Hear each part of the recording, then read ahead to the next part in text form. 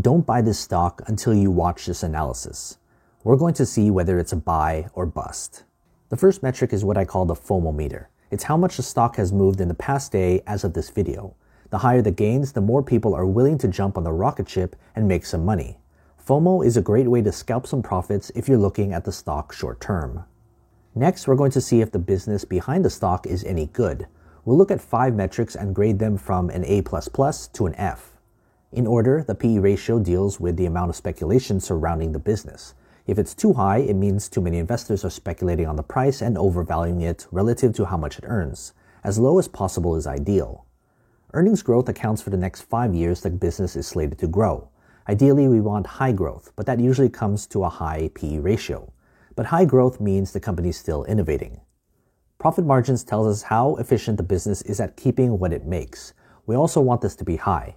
A high margin business is assurance that the business has pricing power and a brand name, which builds an economic moat. Return on equity goes hand in hand with profit margins. It tells us how well the company is using its money.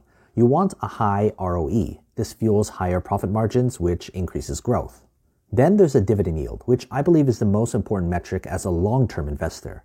A dividend enables you to generate passive income from the company. Cash straight to your pockets in order to fuel your other investments and your lifestyle. A higher dividend yield is ideal for any business you don't plan to sell in the next decade.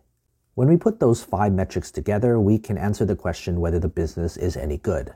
A score of 0 means a failed business, and a 10 makes it a 1 in a million business. A score of 5 is considered average. This is just one of hundreds of other companies I've graded. If you want access to that spreadsheet, which is updated all the time, join my Patreon. Go to patreon.com/growthshares or click on the link in the description. Next, should you buy the stock right now, independent of the business? We all have different investment time horizons, so I split things up based on how long you plan to hold a stock.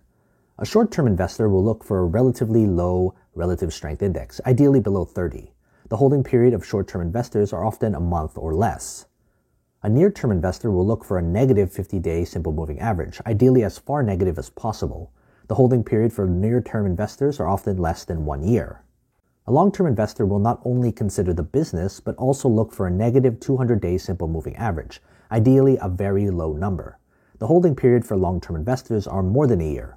Lastly, if you want absolute value, you can average out all 3 time horizons. This will ensure you're getting a bargain price for your investments. If you found this analysis insightful, subscribe for more.